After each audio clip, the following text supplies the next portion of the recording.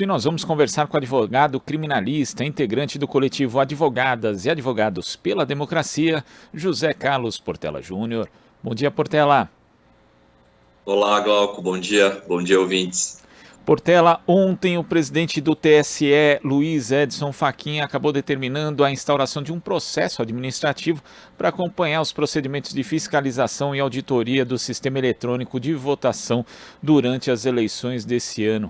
Isso foi considerado uma reação a dois ofícios enviados na segunda a Fachin pelos ministros da Defesa e da Justiça, Paulo Sérgio Nogueira e Anderson Torres.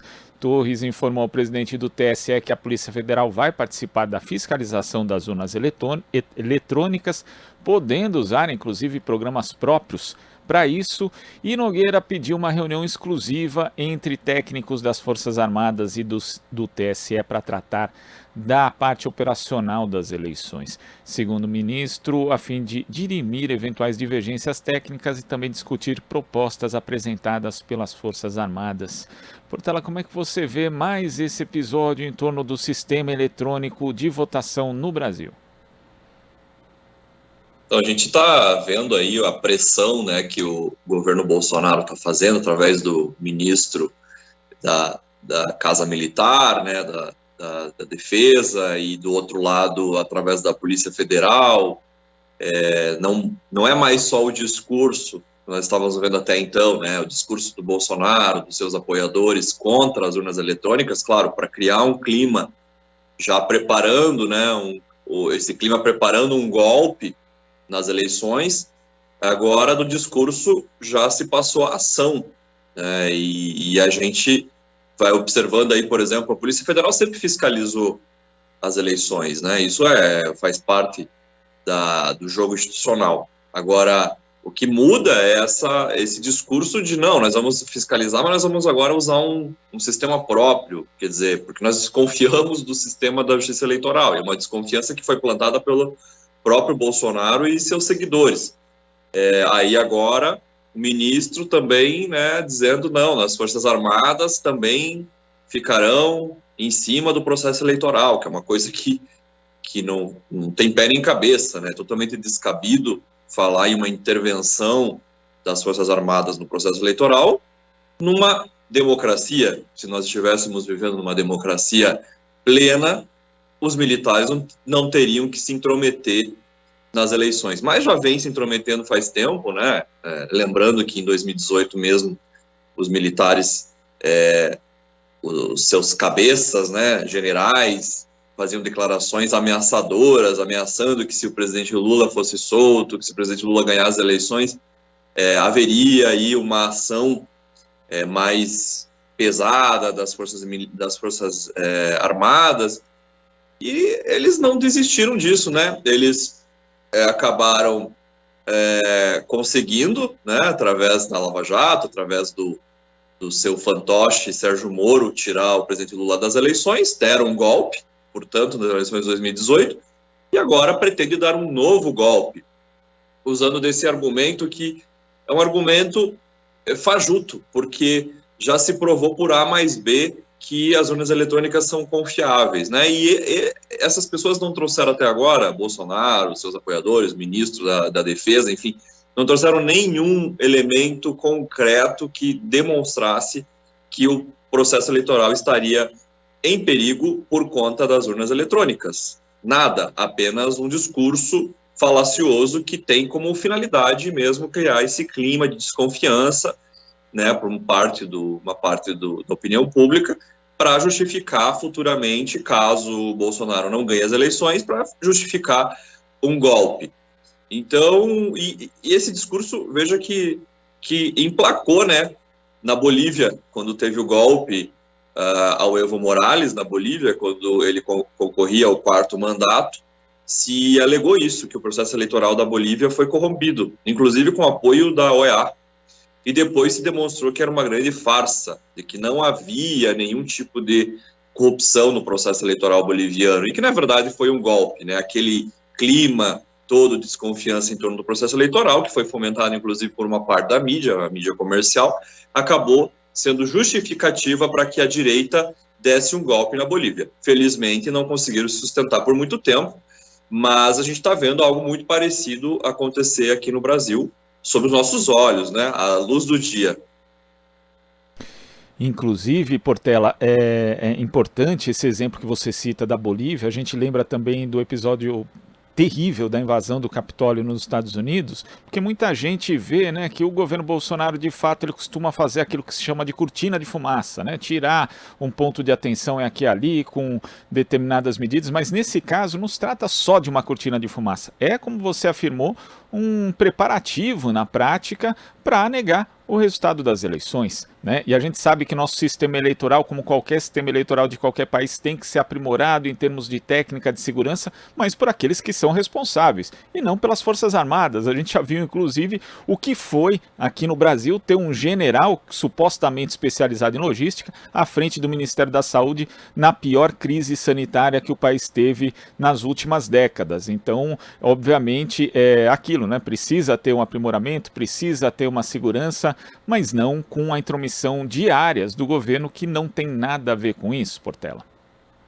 Exato, nós temos aí uma clara interferência, né, do Poder Executivo no processo eleitoral, que, pelas regras do jogo, deve ficar a cargo do Judiciário, né, o seu controle, a sua fiscalização, a promoção desse processo todo deve ficar a cargo do Judiciário, pelo TSE, pela Justiça Eleitoral, e nós estamos vendo uma interferência do Executivo, incluindo aí uma autoridade pública, que é o Bolsonaro, que tem interesse em se reeleger usando do aparato de Estado para benefício próprio. E aí, para mim, isso configura mais um crime de responsabilidade do Bolsonaro, né? Se a gente olhar a lei dos crimes de responsabilidade do presidente da República, nós vamos ver que uma das figuras lá delitivas previstas na lei é atentar contra a independência e harmonia dos poderes, e também uma outra modalidade é atrapalhar, usar de artimanhas para prejudicar os direitos políticos da população. E o direito de voto, de votar livremente, de confiar no processo eleitoral, de ter o resultado eleitoral respeitado, tudo isso faz parte do que nós chamamos de direito político, dos direitos políticos do cidadão. Então, claramente nós temos aí mais uma situação de crime de responsabilidade, mas o Bolsonaro não está nem aí para isso, porque a sua aventura golpista é clara e nítida, no sentido de vamos tocar a boiada aqui em cima dos frágeis pilares democráticos do Brasil e dane-se as consequências. Porque ele sabe, inclusive, que talvez não haja consequência jurídica para ele, porque ele vem cometendo uma série de crimes desde que assumiu o mandato, e até antes mesmo, durante o processo eleitoral, e mesmo antes, quando era deputado, já cometia crimes à torta e à direito, e sabe que não tem consequência nenhuma. E vê também a fragilidade das instituições diante dessa aventura golpista, porque eu reputo como um erro muito grave do Judiciário ter permitido que as autoridades militares, que as Forças Armadas participassem desse processo agora prévio às eleições, no sentido de receber ofícios das Forças Armadas, ficar respondendo, chamar para conversas. A meu ver, isso é um erro muito grave, porque se abriu uma porta para que essa gente, que não tem nenhum tipo de receio em detonar a democracia no Brasil, entre e dite as regras do jogo, e é o que eles estão fazendo. Abriu a porta e eles entraram na sala e agora não querem sair mais. E depois, para tirá-los, vai ser muito difícil, porque eles vão alegar, olha só como eles são avessos à democracia, porque eles não deixam as Forças Armadas participarem desse processo, então tem alguma coisa aí, porque se não tivesse, deixariam as Forças Armadas participarem, né? Considerando que uma grande parcela do público ainda confia nas Forças Armadas, né? É claro que eu acho que essa credibilidade das Forças Armadas está bastante arranhada, né? Por exemplos, como você bem colocou, um general que foi colocado no Ministério da Saúde e só fez atrocidades, mas ainda tem muita gente que confia nas Forças Armadas, entende as Forças Armadas como fosse o fiel da balança, da política e dos poderes da República. E aí fica esse discurso pairando no ar, né? Ah, não, se as Forças Armadas dizem, então porque há algo aí, e por que agora não querem deixar as Forças Armadas participarem desse processo, né? O que tem de estranho? Então nós vamos participar sim, e que as Forças Armadas têm que participar e fiscalizar para garantir a lisura do procedimento eleitoral, considerando que as Forças Armadas seriam uma instituição que estaria acima da sujeira, estariam acima da sujeira da política, o que é uma grande mentira, porque estão enfiados com os dois pés no lodo da política, né? Estão metidos até o pescoço em corrupção e em tentativas golpistas.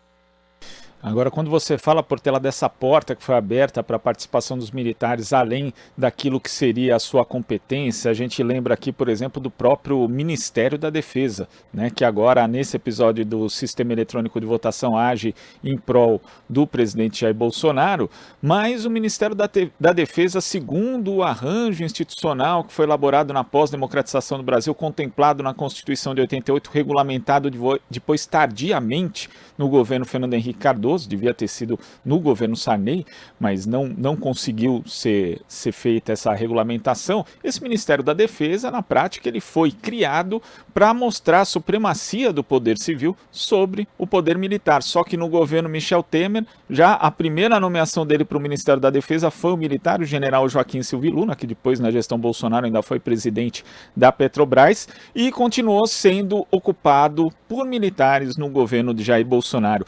Isso é algo que precisa mudar no eventual novo governo? O Ministério da Defesa precisa ser ocupado novamente por um civil, Portela? A gente está pagando preço alto por aquilo que a gente não fez lá no passado, né? Desde a Constituinte, porque a Constituinte já deixou esta regulamentação muito frágil sobre as Forças Armadas, o papel das Forças Armadas numa democracia, porque a gente compara com outros países que fizeram uma reforma radical do seu sistema político depois que saíram da ditadura, das suas ditaduras civis militares, né? E que atentaram para isso, né? Eu dou o exemplo do Uruguai. Recentemente, nós tivemos uma notícia que circulou aí na mídia de que um general insinuou alguma coisa sobre política lá, queria dar uma cartada na cena política, foi severamente repreendido pelo presidente da República e pelas autoridades máximas do país, e ele foi punido por isso, porque se a gente comparar a legislação uruguaia com a brasileira, nós vamos ver que a legislação uruguaia é muito avançada em termos de controle das Forças Armadas. As Forças Armadas não devem ser usadas como força de controle do seu próprio povo. As Forças Armadas, se tivessem um controle democrático pela própria população, pelos próprios trabalhadores e trabalhadoras, as Forças Armadas deveriam servir a classe trabalhadora, e não o contrário. O que nós vemos no Brasil é as Forças Armadas atuando como força de controle do Estado burguês sobre a classe trabalhadora, no sentido de considerar a classe trabalhadora como inimiga. É uma inversão total da democracia. E aí nós vamos avançando no tempo, e aí chegamos agora nesse ponto em que nós temos um militar como ministro, né? Já no governo Temer, como você colocou, já aconteceu isso, agora, obviamente, no Bolsonaro iria acontecer, um militar que vai cuidar das próprias Forças Armadas, isso dentro de um marco que seria democrático, que exigiria que um civil ficasse nessa posição para fazer o controle, né, democrático das Forças Armadas. Na verdade, o ministro da Defesa, quando é militar, ele vai atuar como um lobista dos interesses das Forças Armadas, é claro. Ele vem das Forças Armadas, ele está em contato com seu círculo, né, de colegas de farda, ele vai apenas pautar no Ministério da Defesa os interesses de classe, os interesses desta casta de privilegiados, de generais, né? Porque, claro, temos uma massa muito grande de militares, mas que não tem esses privilégios, mas quem manda, quem pauta as questões nas Forças Armadas são esse pequeno núcleo, essa casta de privilegiados que chegam a ganhar 80 mil reais, 90 mil reais por mês, né? Estão ganhando muito dinheiro agora no governo Bolsonaro, o generalato, né, que se beneficia dessa política de militarização do Estado brasileiro. E aí também uma outra questão, que nós temos hoje no Brasil, parecem que tem aí umas divergências em termos de número, mas as pesquisas recentes mostram que temos mais militares no governo hoje do que nós tínhamos durante a ditadura civil-militar. Governos ocupando espaços absurdos, como no Ministério da Saúde, militares ocupando espaços, por exemplo, no Ministério da Saúde, em postos de administração pública que não tem nada a ver com atividade militar, estão lá, dando as cartadas. Não só os militares das Forças Armadas, como também militares das polícias militares, né? Lembrando que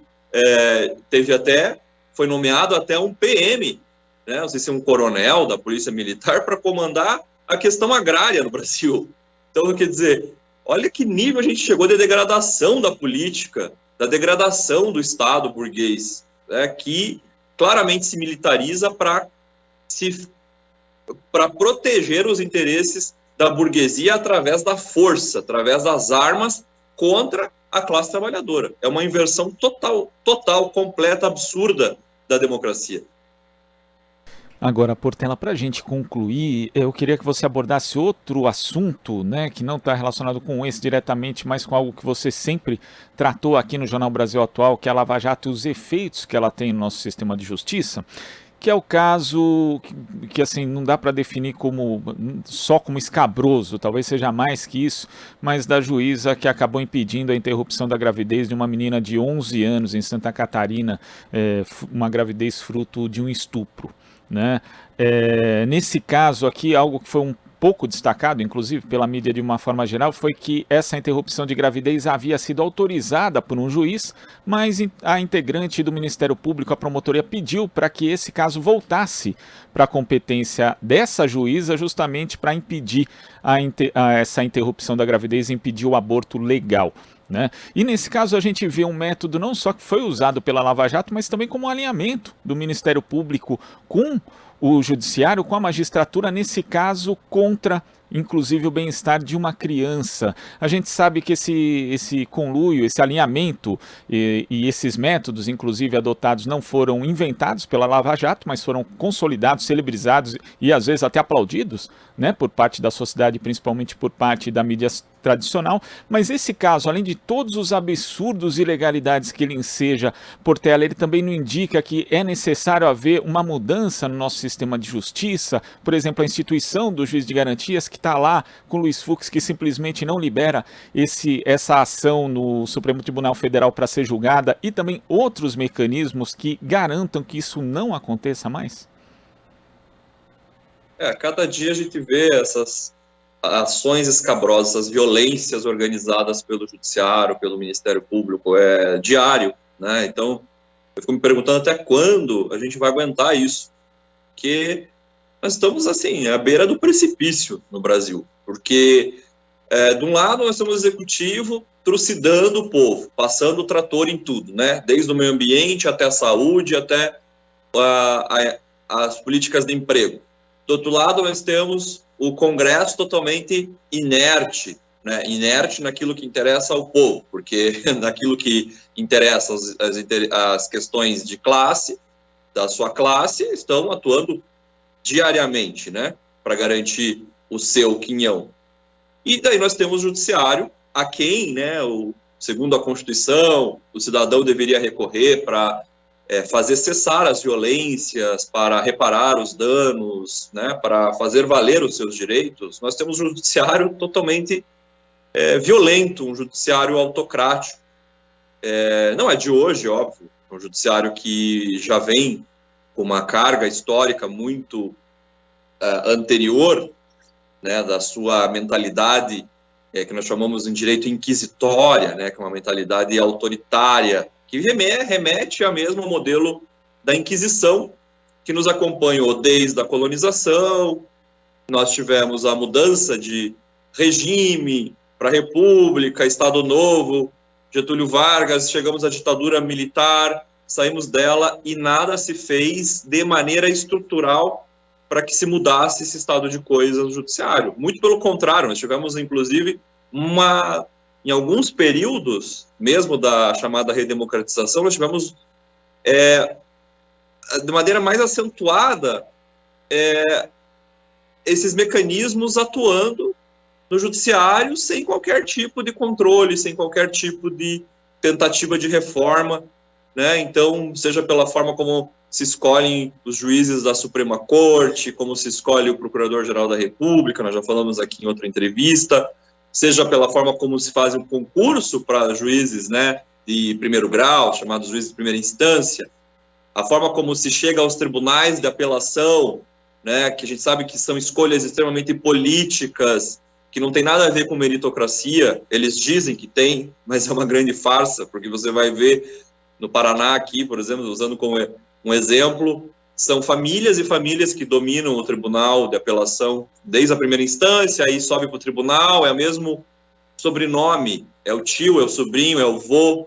Como é que é feita essa escolha? A população não sabe, a gente não sabe, não é aberto ao público, as cartas não estão claras na mesa para a gente poder fazer o controle. Então, o que falta no Brasil? Um controle democrático do judiciário. Nós não temos.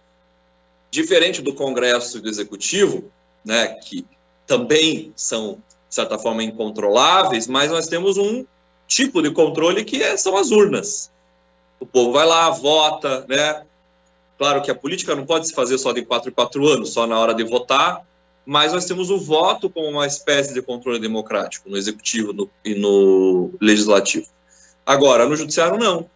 O povo não decide quem é juiz, se o juiz sai, se o juiz não sai, que tipo de benefícios os juízes devem ter na sua carreira, a questão do salário, da remuneração, né, se a atuação está deficitária, se a atuação está equivocada, enfim, se ela é criminosa. Não se tem controle externo do judiciário. E quando se tentou fazer o controle externo pelo CNJ, que foi uma criação do governo Lula, foi uma gritaria dos juízes. Foram contra, gritaram, espernearam, e eles esvaziaram o CNJ. O CNJ hoje virou um cabidão de emprego. Não faz nada. Volta e meia se denuncia o CNJ, aquela violência, aquela outra, não acontece nada. Veja o que aconteceu, um exemplo, né, bem clássico, é o do Sérgio Moro, enquanto foi juiz. Quantas e quantas reclamações foram feitas no CNJ contra o Sérgio Moro? Alguma deu certo? Nenhuma. O CNJ arquivou todas. Então, a gente precisa pensar mesmo diariamente sobre o judiciário, porque assim, até quando, essa pergunta que fica me ressoando diariamente, até quando nós vamos aguentar essa violência escabrosa, descarada, organizada pelas pessoas togadas, que deveriam estar ali justamente para fazer o contrário, para frear a violência do Estado, para fazer efetivar os direitos da população, para defender os vulneráveis contra a violência do Estado, contra a violência da sociedade, do capital, mas eles fazem o oposto. Então, uma questão importantíssima que eu reputo para pensar por uma reforma urgente é um modelo em que nós tivéssemos um controle democrático verdadeiramente do judiciário por pessoas que são de fora do judiciário, não pelo próprio judiciário, juízes controlando juízes, não. O povo, a população, a classe trabalhadora controlando o judiciário através do mecanismo de controle democrático. Esse é um começo da história. Mas aí teríamos muita coisa para falar que não daria tempo. Mas sem um controle, já é algo que é uma porta aberta para todo tipo de abuso. É muita coisa para falar, Portela, mas nós vamos voltar a falar porque isso é fundamental, essa discussão a respeito do sistema de justiça brasileiro, que também deve estar presente, inclusive, nesse processo eleitoral de 2022. Portela, muito obrigado pela sua participação aqui no Jornal Brasil Atual de hoje. Até a próxima. Eu te agradeço o convite. Bom dia, bom trabalho. Bom dia. Conversamos aqui com o advogado criminalista, integrante do coletivo Advogadas e Advogados pela Democracia, José Carlos Portela Júnior. Você está ouvindo Jornal Brasil Atual. As notícias que os outros não dão.